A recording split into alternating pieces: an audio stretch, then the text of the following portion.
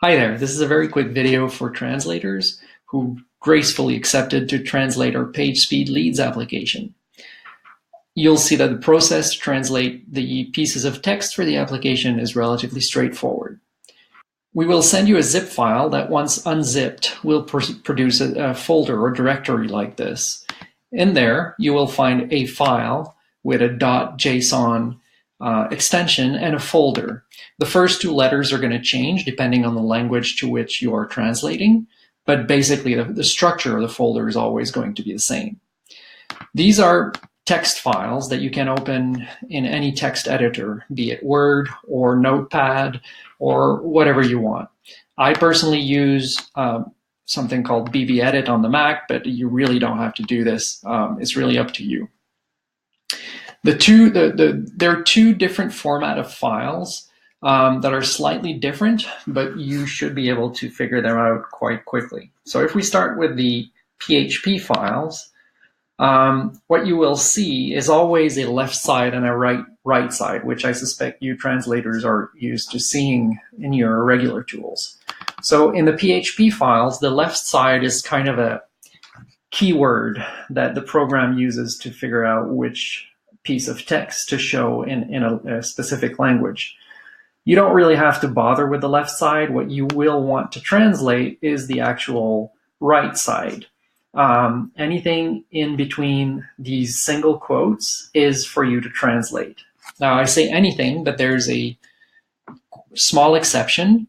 Anything that starts with a semicolon like this, like in this case, semicolon seconds, this needs to be left as is. This will be replaced by the application with a value. In this case, it says too many login attempts. Please try again in seconds. Well, this first token, we call it, is going to be replaced by a number. So the message might say too many login attempts. Please try again in 60 seconds, for instance. And so this highlighted part here will be replaced by the number 60.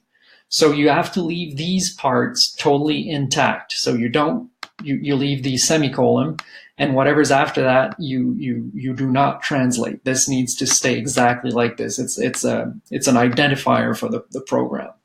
But this seconds here would be translated. If I had to translate this last part, maybe I would do something like essayer de nouveau dans, then a number, seconde. And so you see that this part here has been left untouched. Now, all these PHP files are going to be working like this. On the JSON file, things are a little more compact. So you again have a left side and a right side. You leave the left side alone, and you only translate the left side, which is, in this case, between double quotes. And so you will, translate directly like this.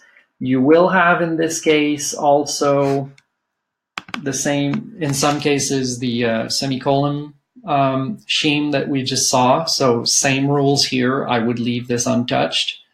But you will have a second way of doing things, which is going to be the curly braces. So anything in curly braces, just like the semicolon I just told you about, you leave untouched. And in this case, this is a special format where the first part between those three semicolons, this part is the singular form and this part is the plural form. This is as complex as it gets, honestly, and there are just a few of those. But in this case, it would be one URL, two URLs, or three URLs, or four URLs, or whatever. So again, whatever's in between the curly braces, you leave untouched. Just leave these three semicolons to delimit the singular and plural forms. But you shouldn't really have a lot of those. You will have quite a few curly braces, but the three semicolons, honestly, I don't think you have a lot. So that's it. That's what we need you to do. There's not a whole lot of phrases. it's a decent amount, but it should be reasonable, and that should cover our needs basically. If you have any questions, of course, don't hesitate to ask. We're here to help, and we're also very grateful that you accepted to help us with this. Thank you.